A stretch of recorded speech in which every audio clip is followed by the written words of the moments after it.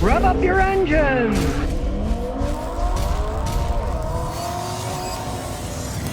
Alright, eventually even Toyota Corollas break down. Now this is a common problem with a lot of cars. It's got the VSC light on. He bought it used for $3 grand a while ago. It's been a good car, but he's tried a bunch of stuff and it won't go away. So we got to use a fancy scan tool on this. The cheap one isn't going to do you any good whatsoever. Now this Corolla S has 260,000 miles on it, so you got to say it's pretty well made. You can see it's got a regular transmission. They always last longer. As we look under the hood, it's got this great 4-cylinder engine. They can run forever. 1.8 liters. Same as my Matrix over there. Ta-da, only it's a little fancier because it's 2010. So it's dual VVTi, where mine is just VVTi. 250,000 miles on it, doesn't burn oil. They're well-made vehicles. But of course, all this computer crap that they've thrown on top of it, this VSC system, the light stays on. Mine doesn't have that. They didn't put it back in 2007 on the Matrix. Was made in Ontario, so I'm happy. I hate all that crap. But we're going to try to figure out what's wrong. You know, it's an older car. It does have this crazy technology. So we're going to see what's going on with the VSC system with, of course, my fancy scan tool. See, the vehicle speed control is going wonky. Well, if there's any machine that can figure it out, it'll be this Autel, the new one. Maxie says Ultra S2, so here we go. So a little diagnostics. Detected it. It is a Toyota Corolla S. Read the VIN number. Corolla, North America, 2010, without smart key. Now, with all the mileage and people messing around with it, we're going to go with a complete scan to see if any related things, because sometimes other codes will turn the VSC off. Here we go. We got a topology scan. Now we'll start with the electric power steering. Now it says it lost communication with the main computer. Easily could be a problem with battery and stuff, so you notice it's having a hard time erasing that code. That usually means there's a problem in the system somewhere. Up. Jack, the only thing it's got is maintenance required. So we'll reset that. Reset, we just push the button. Adjust your kicks, let's take it for a spin. It's got over 260,000 miles on it. Still idles like a dream even with the AC on. Hasn't come back yet, but we're going to take it for a good road test. Now these have extremely dependable automatic transmissions. It still shifts like a dream. Over 250,000 miles on it. Still corners quite well. It's got the original struts on it too. These things are pretty well made. That's why they've sold millions and millions and millions of these Corollas. The brakes aren't squealing. I don't hear any wheel bearing noise.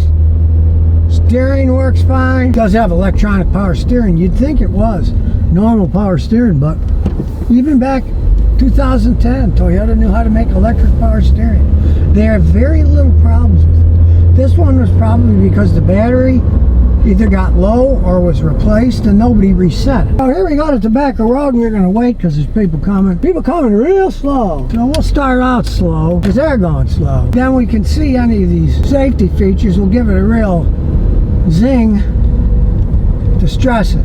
If you have a safety system problem, you really want to test them hard. Otherwise, they may not activate, and you wouldn't think there's a problem when there is. Nobody's behind us. They're going slow as can be, so we'll wait here a little. Nobody's coming. Now here we go. Not a race car. Shifts fine though. Once the engine kicks in with that dual variable valve timing, it's got enough acceleration for a 1.8. The main thing about these 1.8s is they last forever. This thing still doesn't burn any oil. We'll accelerate.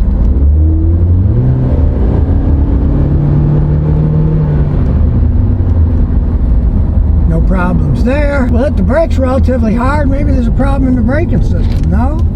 No lights coming on. Now realize one thing. This is a relatively basic safety system. So, it's not like it's doing a bunch of things. If it does go out in your car and it's going to cost you a fortune to fix it, a lot of people just ignore it in an old car like this. It's a 15-year-old system. Many of them don't work that well when they get older. But we just keep stepping on the gas, driving around, see if anything comes back, and it steers fine. I'm assuming this was just a battery problem. And hey, you got a CD player. Woo! Still got a CD player. No tape deck though, but it's got a CD player. It's Got some aux power, and look, it's not bad for a plain old drive around car that's 15 years old. There you go, we'll start her up again. You can see the lights still work. Nothing's come on yet. Here come people. Always look. I learned that years ago. You never know who's going. See, I could have gone there, but another guy's coming. Always look both ways, so you don't end up like a dead skunk in the middle of the road. Nothing yet. It's not acting up. Car ride's good. Track's good. It's amazing they can build these things to run so far. 260,000 miles and counting, baby. And look, it's got fabric seats, and they're still in really good shape. Here we come up to the trustees. You know, it still handles. Hey, I gotta say, that kind of mileage, still got the original struts on it, and still handles pretty good. These are fun little cars to drive around. Now, it is the fancier one, the S, but it really isn't all that much difference than a regular Corolla, other than the body has a little fancier design to it. But lo and behold, it has come back. So we're going back to check it out. This is why you got to road test it for a while. Computer out again. 92% done. Says there's a problem in the brake system. C1201. Engine EV control system malfunction. Checking the system. Now the ECM says the heated oxygen sensor is stuck lean. Stuck lean. Stuck lean. Bank 1, sensor 1. So let's go to data, live data, see what's going on here. Is it stuck rich? Is it stuck lean? Let's see the actual data. We'll go to data. Okay, here we go. And yes, indeed, it's lean as can be. It's adding 16.4% fuel. It's adding too much fuel. That's the short term, right? But the long term, it isn't. So it's only doing it at lower speeds. Let's rev it up and see what happens. See, we revved it up and the fuel trim goes down. See how it's going down? It's kind of all over the place, but it goes down a little. Now, the Toyota software is kind of funky. If it sees a problem, it will often turn off the VSC system. In this case, the system itself isn't the problem. The problem is it's running too lean at lower speeds. At higher speeds, it isn't. So that means it's got a vacuum leak somewhere, or the fuel injectors are kind of clogged up. Now, as we look under the hood, I don't hear any vacuum leaks. It didn't particularly show any. But at lower speeds, especially when you slow down from high speed, it's running lean, and it's adding 15.6% fuel. But interesting enough, the long-term fuel trim, that's the short fuel trim, the long-term fuel trim is 0, meaning it's perfect. So when it's running at highway speeds, it doesn't bother it.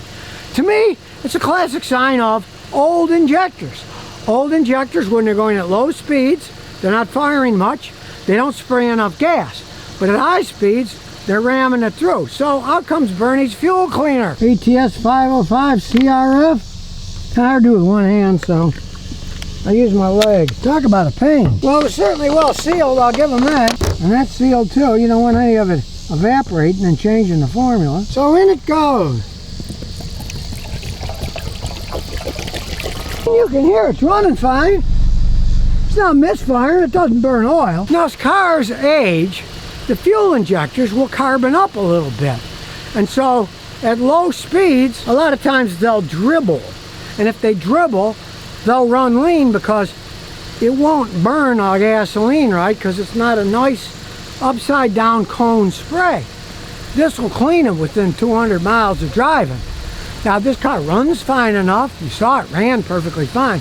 But when I decelerated, the engine slowed down.